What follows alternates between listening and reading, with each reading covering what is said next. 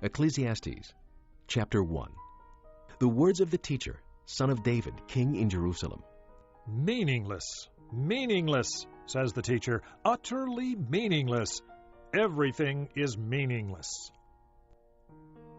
What does man gain from all his labor at which he toils under the sun? Generations come and generations go, but the earth remains forever. The sun rises and the sun sets, and hurries back to where it rises. The wind blows to the south and turns to the north. Round and round it goes, ever returning on its course. All streams flow into the sea, yet the sea is never full. To the place the streams come from, there they return again. All things are wearisome, more than one can say. The eye never has enough of seeing, nor the ear its fill of hearing. What has been will be again. What has been done will be done again. There is nothing new under the sun. Is there anything of which one can say, "Look, this is something new"? It was here already, long ago. It was here before our time. There is no remembrance of men of old, and even those who are yet to come will not be remembered by those who follow. I, the teacher, was king over Israel in Jerusalem. I devoted myself to study and to explore by wisdom all that is done under heaven. What a heavy burden God has laid on men. I have seen all the things that are done under the sun. All of them are meaningless, a chasing after the wind. What is twisted cannot be straightened. What is lacking cannot be counted. I thought to myself, look, I have grown and increased in wisdom more than anyone who has ruled over Jerusalem before me. I have experienced much of wisdom and knowledge. Then I applied myself to the understanding of wisdom and also of madness and folly. But I learned that this, too, is a chasing after the wind. For with much wisdom comes much sorrow, the more knowledge, the more grief. Chapter 2. I thought in my heart, come now, I will test you with pleasure to find out what is good. But that also proved to be meaningless. Laughter, I said, is foolish, and what does pleasure accomplish? I tried cheering myself with wine and embracing folly, my mind still guiding me with wisdom. I wanted to see what was worthwhile for men to do under heaven during the few days of their lives. I undertook great projects. I built houses for myself and planted vineyards. I made gardens and parks and planted all kinds of fruit trees in them. I made reservoirs to water groves of flourishing trees. I bought male and female slaves and had other slaves who were born in my house. I also owned more herds and flocks than anyone in Jerusalem before me. I amassed silver and gold for myself and the treasure of kings and provinces. I acquired men and women singers, and a harem as well, the delights of the heart of man. I became greater by far than anyone in Jerusalem before me. In all this, my wisdom stayed with me. I denied myself nothing my eyes desired. I refused my heart no pleasure. My heart took delight in all my work, and this was the reward for all my labor. Yet when I surveyed all that my hands had done and what I had toiled to achieve, everything was meaningless, a chasing after the wind. Nothing was gained under the sun. Then I turned my thoughts to consider wisdom and also madness and folly. What more can the king's successor do than what has already been done? I saw that wisdom is better than folly, just as light is better than darkness. The wise man has eyes in his head, while the fool walks in the darkness. But I came to realize that the same fate overtakes them both. Then I thought in my heart, the fate of the fool will overtake me also. What then do I gain by being wise? I said in my heart, this too is meaningless. For the wise man, like the fool, will not be long remembered. In days to come both will be forgotten. Like the fool, the wise man too must die. So I hated life, because the work that is done under the sun was grievous to me. All of it is meaningless, a chasing after the wind. I hated all the things I had toiled for under the sun, because I must leave them to the one who comes after me, and who knows whether he will be a wise man or a fool. Yet he will have control over all the work into which I have poured my effort and skill under the sun. this too is meaningless. So my heart began to despair over all my toilsome labor under the sun. For a man may do his work with wisdom, knowledge, and skill, and then he must leave all he owns to someone who has not worked for it. This too is meaningless and a great misfortune. What does a man get for all the toil and anxious striving with which he labors under the sun? All his days, his work is pain and grief. Even at night, his mind does not rest. This, too, is meaningless. A man can do nothing better than to eat and drink and find satisfaction in his work. This, too, I see, is from the hand of God, for without him, who can eat or find enjoyment? To the man who pleases him, God gives wisdom, knowledge, and happiness. But to the sinner, he gives the task of gathering and storing up wealth to hand it over to the one who pleases God. This, too, is meaningless, a chasing after the wind. Chapter 3. There is a time for everything, and a season for every activity under heaven. A time to be born and a time to die. A time to plant and a time to uproot. A time to kill and a time to heal. A time to tear down and a time to build. A time to weep and a time to laugh. A time to mourn and a time to dance. A time to scatter stones and a time to gather them. A time to embrace and a time to refrain. A time to search and a time to give up. A time to keep and a time to throw away. A time to tear and a time to mend. A time to be silent and a time to speak. A time to love and a time to hate. A time for war and a time for peace. What does the worker gain from his toil? I have seen the burden God has laid on men. He has made everything beautiful in its time. He has also set eternity in the hearts of men, yet they cannot fathom what God has done from beginning to end. I know that there is nothing better for men than to be happy and do good while they live, that everyone may eat and drink and find satisfaction in all his toil. This is the gift of God. I know that everything God does will endure forever. Nothing can be added to it, and nothing taken from it. God does it so that men will revere him. Whatever is has already been, and what will be has been before, and God will call the past to account. And I saw something else under the sun. In the place of judgment, wickedness was there. In the place of justice, wickedness was there. I thought in my heart, God will bring to judgment both the righteous and the wicked, for there will be a time for every activity, a time for every deed. I also thought, as for men, God tests them so that they may see that they are like the animals. Man's fate is like that of the animals. The same fate awaits them both. As one dies, so dies the other.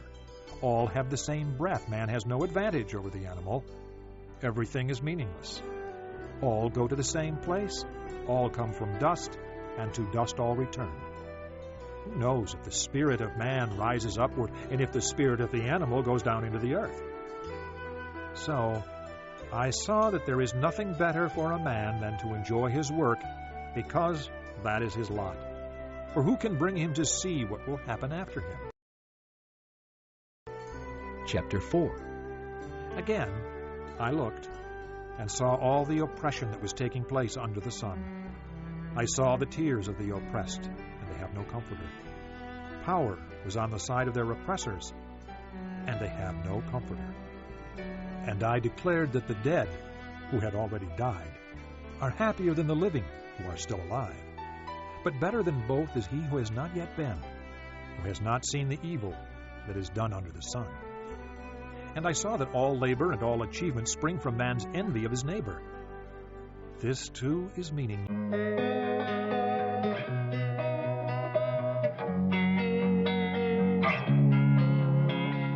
Losing time, I'm fading fast. I just wanna make it last. Try to let go of the past. I close my eyes, embrace the blast. Sleepless nights and headaches stack. Restlessness to hell and back. What's my purpose? What do I grab? A slippery surface, a heart attack.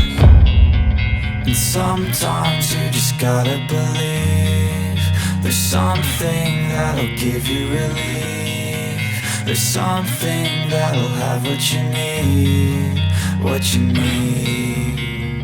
We're broken, it's tragic, we're not all elastic, but maybe there's magic, believe you could have it. And I know of sadness, the anxious and panic, the infinite vastness of all that is blackness.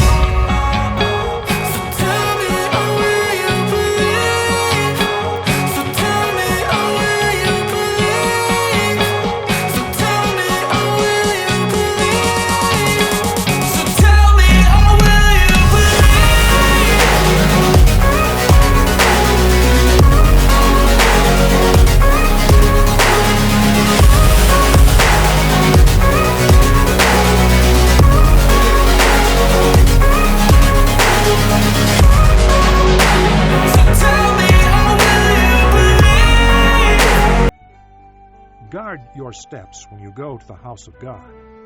Go near to listen rather than to offer the sacrifice of fools who do not know that they do wrong.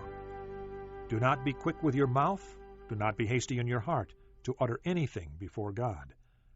God is in heaven, and you are on earth, so let your words be few. As a dream comes when there are many cares, so the speech of a fool when there are many words. When you make a vow to God, do not delay in fulfilling it. He has no pleasure in fools. Fulfill your vow. It is better not to vow than to make a vow and not fulfill it. Do not let your mouth lead you into sin, and do not protest to the temple messenger, "My vow was a mistake." Why should God be angry at what you say and destroy the work of your hands? Much dreaming and many words are meaningless. Therefore, stand in awe of God. If you see the poor oppressed in a district, and justice and rights denied, do not be surprised at such things, for one official is eyed by a higher one, and over them both are others higher still. The increase from the land is taken by all. The king himself profits from the fields. Whoever loves money never has money enough. Whoever loves wealth is never satisfied with his income. This, too, is meaningless. As goods increase, so do those who consume them. And what benefit are they to the owner except to feast his eyes on them? The sleep of a laborer is sweet, whether he eats little or much, but the abundance of a rich man permits him no sleep. I have seen a grievous evil under the sun, wealth hoarded to the harm of its owner, or wealth lost through some misfortune, so that when he has a son there is nothing left for him. Naked a man comes from his mother's womb, and as he comes, so he departs. He takes nothing from his labor that he can carry in his hand. This, too, is a grievous evil. As a man comes, so he departs, and what does he gain, since he toils for the wind? All his days he eats in darkness with great frustration, affliction, and anger. Then I realized that it is good and proper for a man to eat and drink and to find satisfaction in his toilsome labor under the sun during the few days of life God has given him, for this is his lot. Moreover, when God gives any man wealth and possessions and enables him to enjoy them, to accept his lot and be happy in his work, this is a gift of God. He seldom reflects on the days of his life because God keeps him occupied with gladness of heart. Chapter 6. I have seen another evil under the sun, and it weighs heavily on men. God gives a man wealth, possessions, and honor, so that he lacks nothing his heart desires.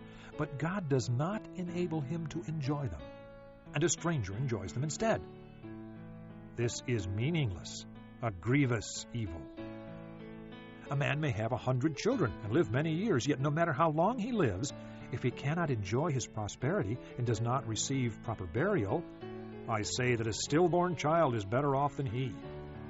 It comes without meaning, it departs in darkness, and in darkness its name is shrouded. Though it never saw the sun or knew anything, it has more rest than does that man, even if he lives 1,000 years twice over, but fails to enjoy his prosperity.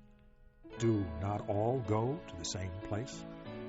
All man's efforts are for his mouth, yet his appetite is never satisfied. What advantage has a wise man over a fool? What does a poor man gain by knowing how to conduct himself before others? Better what the eye sees than the roving of the appetite. This, too, is meaningless, a chasing after the wind. Whatever exists has already been named, and what man is has been known. No man can contend with one who is stronger than he. The more the words, the less the meaning, and how does that profit anyone? For who knows what is good for a man in life during the few and meaningless days he passes through like a shadow? Who can tell him what will happen under the sun after he is gone? Chapter 7. A good name is better than fine perfume, and the day of death better than the day of birth. It is better to go to a house of mourning than to go to a house of feasting, for death is the destiny of every man. The living should take this to heart. Sorrow is better than laughter, because a sad face is good for the heart. The heart of the wise is in the house of mourning, but the heart of fools is in the house of pleasure. It is better to heed a wise man's rebuke than to listen to the song of fools. Like the crackling of thorns under the pot, so is the laughter of fools. This, too, is meaningless. Extortion turns a wise man into a fool, and a bribe corrupts the heart. The end of a matter is better than its beginning, and patience is better than pride. Do not be quickly provoked in your spirit, for anger resides in the lap of fools. Do not say, "Why were the old days better than these?" For it is not wise to ask such questions. Wisdom, like an inheritance, is a good thing and benefits those who see the sun. Wisdom is a shelter, as money is a shelter. But the advantage of knowledge is this, that wisdom preserves the life of its possessor. Consider what God has done. Who can straighten what he has made crooked? When times are good, be happy. But when times are bad, consider. God has made the one as well as the other. Therefore, a man cannot discover anything about his future. In this meaningless life of mine, I have seen both of these, a righteous man perishing in his righteousness, and a wicked man living long in his wickedness. Do not be over-righteous, neither be over-wise. Why destroy yourself? Do not be over-wicked, and do not be a fool. Why die before your time? It is good to grasp the one and not let go of the other. The man who fears God will avoid all extremes. Wisdom makes one wise man more powerful than 10 rulers in a city. There is not a righteous man on earth who does what is right and never sins.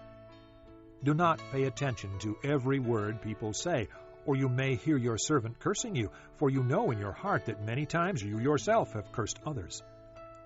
All this I tested by wisdom, and I said, I am determined to be wise. But this was beyond me. Whatever wisdom may be, it is far off and most profound. Who can discover it? So I turned my mind to understand, to investigate and to search out wisdom and the scheme of things, and to understand the stupidity of wickedness and the madness of folly. I find more bitter than death the woman who is a snare, whose heart is a trap, and whose hands are chains. The man who pleases God will escape her, but the sinner she will ensnare. Look, says the teacher, this is what I have discovered. Adding one thing to another to discover the scheme of things, while I was still searching but not finding, I found one upright man among 1,000, but not one upright woman among them all. This only have I found, God made mankind upright, but men have gone in search of many schemes. Chapter 8. Who is like the wise man, who knows the explanation of things? Wisdom brightens a man's face and changes its hard appearance. Obey the king's command, I say, because you took an oath before God. Do not be in a hurry to leave the king's presence. Do not stand up for a bad cause, for he will do whatever he pleases. Since a king's word is supreme, who can say to him, "What are you doing?" Whoever obeys his command will come to no harm, and the wise heart will know the proper time and procedure. For there is a proper time and procedure for every matter, though a man's misery weighs heavily upon him.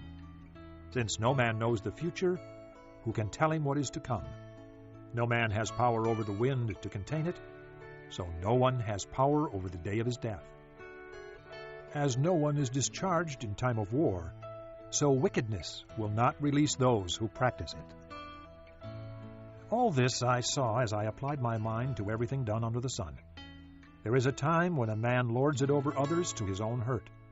Then, too, I saw the wicked buried, those who used to come and go from the holy place and receive praise in the city where they did this.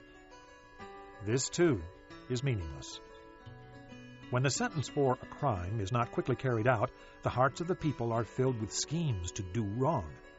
Although a wicked man commits 100 crimes and still lives a long time, I know that it will go better with God-fearing men who are reverent before God. Yet because the wicked do not fear God, it will not go well with them, and their days will not lengthen like a shadow. There is something else meaningless that occurs on earth. Righteous men who get what the wicked deserve, and wicked men who get what the righteous deserve. This, too, I say, is meaningless. So I commend the enjoyment of life, because nothing is better for a man under the sun than to eat and drink and be glad. Then joy will accompany him in his work all the days of the life God has given him under the sun. When I applied my mind to know wisdom and to observe man's labor on earth, his eyes not seeing sleep day or night, then I saw all that God has done. No one can comprehend what goes on under the sun. Despite all his efforts to search it out, man cannot discover its meaning. Even if a wise man claims he knows, he cannot really comprehend it. Chapter 9. So I reflected on all this and concluded that the righteous and the wise and what they do are in God's hands. But no man knows whether love or hate awaits him. All share a common destiny, the righteous and the wicked, the good and the bad, the clean and the unclean, those who offer sacrifices and those who do not. As it is with the good man, so with the sinner. As it is with those who take oaths, so with those who are afraid to take them. This is the evil in everything that happens under the sun. The same destiny overtakes all. The hearts of men, moreover, are full of evil, and there is madness in their hearts while they live, and afterward they join the dead. Anyone who is among the living has hope. Even a live dog is better off than a dead lion. For the living know that they will die, but the dead know nothing. They have no further reward, and even the memory of them is forgotten. Their love, their hate, and their jealousy have long since vanished. Never again will they have a part in anything that happens under the sun. Go, eat your food with gladness, and drink your wine with a joyful heart, for it is now that God favors what you do. Always be clothed in white, and always anoint your head with oil. Enjoy life with your wife whom you love. All the days of this meaningless life that God has given you under the sun, all your meaningless days. For this is your lot in life, and in your toilsome labor under the sun. Whatever your hand finds to do, do it with all your might. For in the grave, where you are going, there is neither working, nor planning, nor knowledge, nor wisdom. I have seen something else under the sun. The race is not to the swift, or the battle to the strong, nor does food come to the wise, or wealth to the brilliant, or favor to the learned, but time and chance happen to them all. Moreover, no man knows when his hour will come. As fish are caught in a cruel net, or birds are taken in a snare, so men are trapped by evil times that fall unexpectedly upon them. I also saw under the sun this example of wisdom that greatly impressed me. There was once a small city with only a few people in it, and a powerful king came against it, surrounded it, and built huge siege works against it. Now there lived in that city a man poor but wise, and he saved the city by his wisdom. But nobody remembered that poor man. So I said, wisdom is better than strength, but the poor man's wisdom is despised, and his words are no longer heeded. The quiet words of the wise are more to be heeded than the shouts of a ruler of fools. Wisdom is better than weapons of war, but one sinner destroys much good. Chapter 10. As dead flies give perfume a bad smell, so a little folly outweighs wisdom and honor. The heart of the wise inclines to the right, but the heart of the fool to the left. Even as he walks along the road, the fool lacks sense and shows everyone how stupid he is. If a ruler's anger rises against you, do not leave your post. Calmness can lay great errors to rest. There is an evil I have seen under the sun, the sort of error that arises from a ruler. Fools are put in many high positions while the rich occupy the low ones. I have seen slaves on horseback while princes go on foot like slaves. Whoever digs a pit may fall into it. Whoever breaks through a wall may be bitten by a snake. Whoever quarries stones may be injured by them. Whoever splits logs may be endangered by them. If the axe is dull and its edge unsharpened, more strength is needed, but skill will bring success. If a snake bites before it is charmed, there is no profit for the charmer. Words from a wise man's mouth are gracious, but a fool is consumed by his own lips. At the beginning his words are folly, at the end they are wicked madness, and the fool multiplies words. No one knows what is coming. Who can tell him what will happen after him? A fool's work wearies him. He does not know the way to town.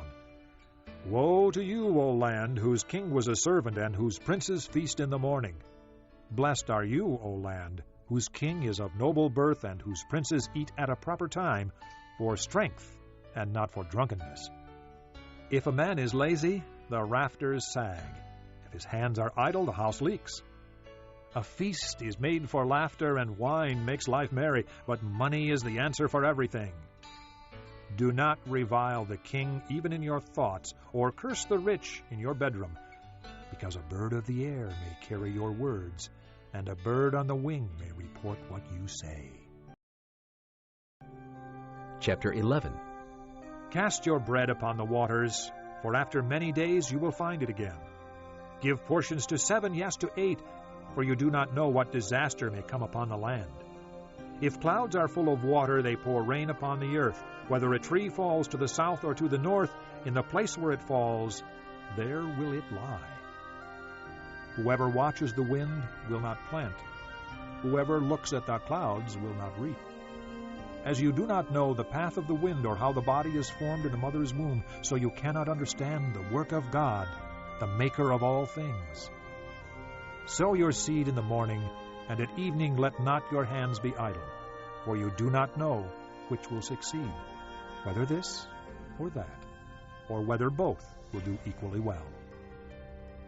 Light is sweet, and it pleases the eyes to see the sun. However many years a man may live, let him enjoy them all. But let him remember the days of darkness, for they will be many. Everything to come is meaningless. Be happy, young man, while you are young, and let your heart give you joy in the days of your youth. Follow the ways of your heart in whatever your eyes see. But know that for all these things, God will bring you to judgment. So then, banish anxiety from your heart and cast off the troubles of your body, for youth and vigor are meaningless. Chapter 12. Remember your Creator in the days of your youth, before the days of trouble come, and the years approach when you will say, I find no pleasure in them. Before the sun and the light and the moon and the stars grow dark, and the clouds return after the rain. When the keepers of the house tremble, and the strong men stoop, when the grinders cease because they are few, and those looking through the windows grow dim, when the doors to the street are closed, and the sound of grinding fades, when men rise up at the sound of birds, but all their songs grow faint, when men are afraid of heights and of dangers in the streets, when the almond tree blossoms, and the grasshopper drags himself along, and desire no longer is stirred. Then man goes to his eternal home, and mourners go about the streets. Remember him before the silver cord is severed, or the golden bowl is broken, before the pitcher is shattered at the spring, or the wheel broken at the well, and the dust returns to the ground it came from, and the spirit returns to God who gave it. Meaningless, meaningless, says the teacher. Everything is meaningless. Not only was the teacher wise, but also he imparted knowledge to the people. He pondered and searched out and set in order many proverbs. The teacher searched to find just the right words, and what he wrote was upright and true. The words of the wise are like goads. They're collected sayings like firmly embedded nails, given by one shepherd. Be warned, my son, of anything in addition to them. Of making many books there is no end, and much study wearies the body. Now all has been heard. Here is the conclusion of the matter. Fear God and keep his commandments, for this is the whole duty of man. For God will bring every deed into judgment, including every hidden thing, whether it is good or evil.